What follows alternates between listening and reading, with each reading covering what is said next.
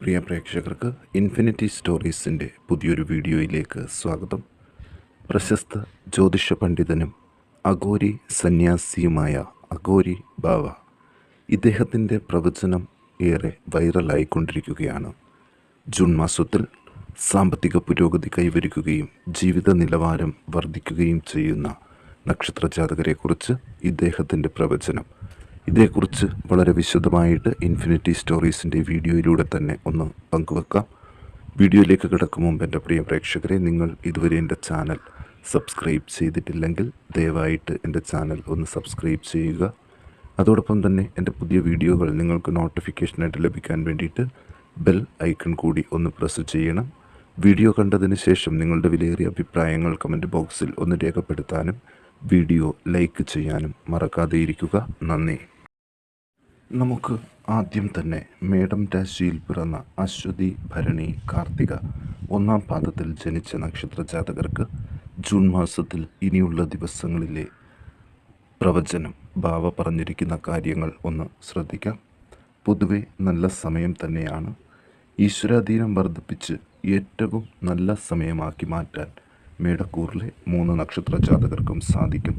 കഠിനാധ്വാനവും അർപ്പണവും ശുഭഫലങ്ങൾ ഉണ്ടാക്കും എന്നതിൽ തർക്കമില്ല. ശാരീരികമായ വിഷമതകൾ അലട്ടുന്നവർക്ക് അതിൽ നിന്നൊരു മോചനം പ്രതീക്ഷിക്കാം. തലവേദന, തൊലിപ്പുറമേയുള്ള അസുഖങ്ങൾ, നാഡീവ്യൂഹത്തിന് ഉണ്ടാകുന്ന അസ്വസ്ഥതകൾ, ക്ഷീണം എന്നിവ പ്രത്യേകം ശ്രദ്ധിക്കേണ്ട ദിവസങ്ങൾ കൂടിയാണ്. വിദ്യാർത്ഥികൾ പഠനകാര്യങ്ങളിൽ അലസത വരാതെ നോക്കണം. വാക്കുകളിൽ വരുന്ന അബദ്ധങ്ങൾ നല്ല ബന്ധങ്ങൾക്ക് വിള്ളലുകൾ ഉണ്ടാക്കാൻ സാധ്യതയുണ്ട്. അതുകൊണ്ടതും ശ്രദ്ധിക്കണം. പാരമ്പര്യ സ്വത്തിന് അർഹത നേടുകയും സാമ്പത്തിക പുരോഗതി നേടുകയും ചെയ്യും. ദാമ്പത്യ സുഖം കൂടുതലായിട്ട് ലഭിച്ചു തുടങ്ങും. വിദേശങ്ങളിൽ തൊഴിൽ ചെയ്യുന്നവർക്കും സ്ഥിരതാമസത്തിന് ശ്രമിക്കുന്നവർക്കും ഉള്ള ബുദ്ധിമുട്ടുകൾ പരിഹരിക്കപ്പെടും. കൃഷി, കന്നുകാലി വളർത്തൽ, കൈത്തൊഴിലുകൾ, കുടിൽ വ്യവസായങ്ങൾ എന്നിവയെല്ലാം വലിയ രീതിയിൽ ലാഭകരമാകാൻ സാധ്യതകൾ കൂടുതലാണ്. മേടക്കൂറുകാർ ദോഷപരിഹാരങ്ങൾക്ക് ഗുരുവാരവ്രതം, ശനിയാഴ്ച വ്രതം എന്നിവ അനുഷ്ഠിച്ച് യഥാക്രമം വിഷ്ണു ഭജനം, ശനീശ്വര ഭജനം എന്നിവ ചെയ്യുക. ശനിയാഴ്ചകളിൽ ഗൃഹത്തിൽ ഒരു എള്ളുതിരി കത്തിക്കുന്നതും ഇവർക്ക് ഗുണം ചെയ്യും. ഇനി ഇടവക്കൂറിൽ പിറന്ന കാർത്തിക നക്ഷത്ര ജാതകർ 2, 3, 4 പാദങ്ങൾ, രോഹിണി, മകയിരം 1, 2 പാദത്തിൽ ജനിച്ചവരെക്കുറിച്ച് നോക്കാം. ഇവരുടെ ജീവിതത്തിലെ എല്ലാ അപകടഘട്ടങ്ങളും തരണം ചെയ്ത് മുന്നോട്ട് പോകാൻ സാധിക്കും. ദുർവ്യയങ്ങൾ വരാതെ ശ്രദ്ധിക്കണം. സാമ്പത്തിക അച്ചടക്കം പാലിക്കാതെ വലിയ ധനനഷ്ടം ഉണ്ടാകാൻ സാധ്യത ഏറെയാണ്, അതും ശ്രദ്ധിക്കണം. ശാരീരിക വിഷമതകൾ ഒരു പരിധിവരെ കുറഞ്ഞു തുടങ്ങും. ശസ്ത്രക്രിയകൾ മാറ്റിവെക്കും. വ്യക്തിജീവിതത്തിൽ അമൂല്യമായി സൂക്ഷിക്കുന്ന കാര്യങ്ങൾ നഷ്ടപ്പെട്ടു പോകാതെ ശ്രദ്ധിക്കണം. പ്രണയവിരഹത്തിൽ നിന്ന് കരകയറും. ബന്ധങ്ങളിൽ ചില സന്തോഷ വാർത്തകൾ ഇവർക്ക് അനുഭവപ്പെടും. വിദ്യാഭ്യാസം, വാക്കുകൾ, ധനം, കാഴ്ചപ്പാടുകൾ എന്നിവയിൽ പൊതുവെ നല്ല ഫലങ്ങളായിരിക്കും ഇവർക്കുണ്ടാകുക.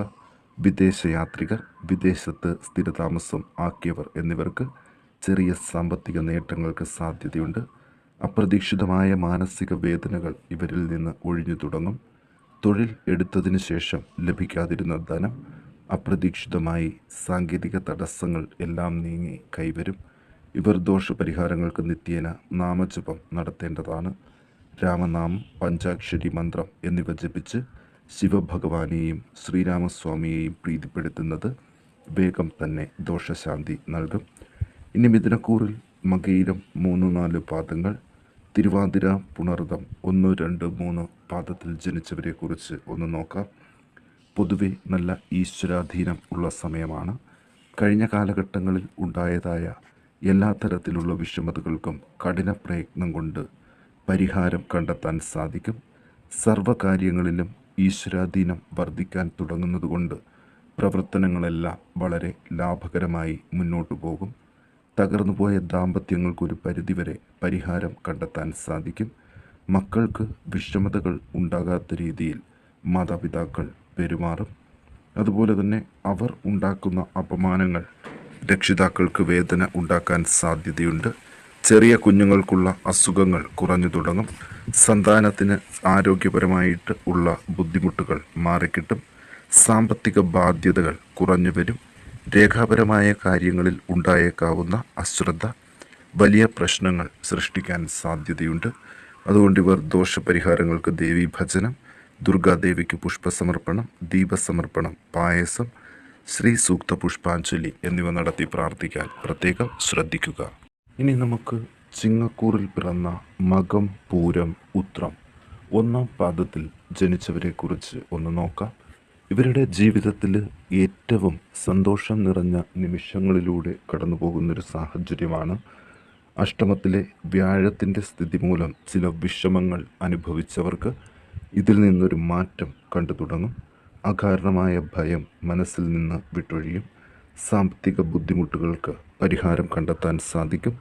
സുഹൃത്ത് ബന്ധങ്ങളിലെ അപജയം, വിശ്വാസവഞ്ചന എന്നിവയെല്ലാം പ്രതീക്ഷിച്ചുകൊണ്ട് മുൻകരുതലോടുകൂടി മുന്നോട്ടു പോകാൻ ശ്രദ്ധിക്കുക. വിദ്യാഭ്യാസം, കച്ചവടങ്ങൾ, കലാകായിക മേഖലകൾ, കൈത്തൊഴിലുകൾ എന്നിവയ്ക്കെല്ലാം അഭിവൃദ്ധി ഉണ്ടാകും. കൃഷി, കന്നുകാലി വളർത്തൽ, ഗൃഹനിർമ്മാണം, മാതാപിതാക്കളോടും മറ്റ് ബന്ധുമിത്രാദികളോടുമുള്ള ആശയവിനിമയങ്ങൾ എന്നിവിടങ്ങളിൽ പ്രത്യേകം ശ്രദ്ധ പുലർത്തേണ്ട സമയം കൂടിയാണ്.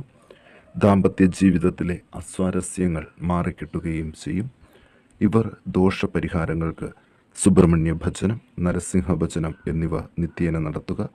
വിഷ്ണുവിങ്കൽ, കദളിപ്പഴം, കൽക്കണ്ടം എന്നിവ നിവേദിക്കുക. പുരുഷ സൂക്തം, ഭാഗ്യസൂക്തം, അർച്ചനകളും തുളസി സമർപ്പണവും നടത്തി പ്രാർത്ഥിക്കാൻ പ്രത്യേകം ശ്രദ്ധിക്കണം. ഇനി കന്നിക്കൂറിൽ ഉത്രം നക്ഷത്ര ജാതകർ 2, 3, 4 പാദങ്ങൾ, അത്തം, ചിത്തിര 1, 2 പാദത്തിൽ ജനിച്ചവരെക്കുറിച്ച് കൂടുതലായിട്ടൊന്ന് പങ്കുവെക്കാം. വാക്കുകൾ കൊണ്ടുണ്ടാകുന്ന അനാവശ്യ കലഹങ്ങൾ ഒഴിവാക്കാൻ പ്രത്യേകം ശ്രദ്ധിക്കണം. വിദ്യാർത്ഥികൾ നല്ല രീതിയിൽ മുന്നേറ്റം നടത്തുന്നൊരു സമയം തന്നെയാണ്. നിരന്തരമായ ഉത്സാഹത്തോടെ പഠന മികവ് തെളിയിക്കാനുള്ള കഠിന ശ്രമം കൂടി ഈ സമയത്ത് ഇവർ ചെയ്യണം. ധനവിനിയോഗം, വാക്കുകളുടെ വിനിയോഗം, കാണേണ്ടത് മാത്രം കാണാൻ ശ്രമിക്കൽ, ക്ഷമ എന്നിവ ഈ കാലയളവിൽ വളരെ പ്രസക്തമാണ്. വ്യാപാര വ്യവസായ മേഖലകളിൽ വലിയ മുന്നേറ്റങ്ങൾ ഉണ്ടാക്കിയെടുക്കാൻ ഇവർക്ക് സാധിക്കും. ജീവിതത്തിലെ കഷ്ടതകൾ ഒരു പരിധിവരെ കുറയും. മാതാപിതാക്കൾക്ക് സന്താനങ്ങൾ മനോവേദന സൃഷ്ടിച്ചു കൊണ്ടിരിക്കും. എന്നാൽ ഈ പ്രതിസന്ധി കാലം കഴിഞ്ഞാൽ അവർ മാനസിക പരിവർത്തനം വരുത്തുകയും ബഹുമാനത്തോടെ മാതാപിതാക്കളെ ശുശ്രൂഷിക്കുകയും ചെയ്യും. വിദേശ യാത്രികർക്കും വിദേശത്ത് പഠനാർത്ഥം പോകുന്നവർക്കും വിദേശത്ത് സ്ഥിരതാമസം നടത്താൻ ആഗ്രഹിക്കുന്നവർക്കും ഇവരുടെ ജീവിതത്തിലെ തന്നെ ഏറ്റവും മികച്ച സമയമാണ്.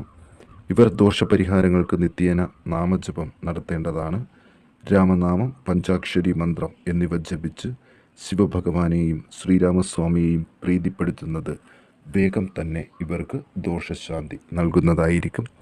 ഇനി തുലാക്കൂറിൽ ചിത്തിര നക്ഷത്ര ജാതകർ 3, 4 പാദങ്ങൾ, ചോതി, വിശാഖം 1, 2, 3 പാദത്തിൽ ജനിച്ചവരെക്കുറിച്ച് നോക്കാം. അത്ര അപകടകരമായിട്ടുള്ള സമയം ഒന്നുമല്ല. ഈശ്വരാധീനം ഇവർക്ക് ജീവിതത്തിൽ കൂടുതൽ ലഭിക്കും. മന്ത്രജപാദികൾ കൊണ്ട് സർവകാര്യ സിദ്ധി പ്രാപ്തിയും ഉണ്ടാകും. വിദ്യാർത്ഥികൾക്ക് പുതിയ പഠന മേഖലകൾ കണ്ടെത്തുവാനും വിദേശ രാജ്യങ്ങളിൽ പോയി പഠിക്കുവാനും സാധിക്കും. വ്യാപാര വ്യവസായ സാങ്കേതിക വിദ്യാ മേഖലകളിൽ പുത്തൻ ഉണർവ് അനുഭവപ്പെടും. വിദേശ യാത്രകൾക്ക് സാധ്യതകൾ തെളിയും.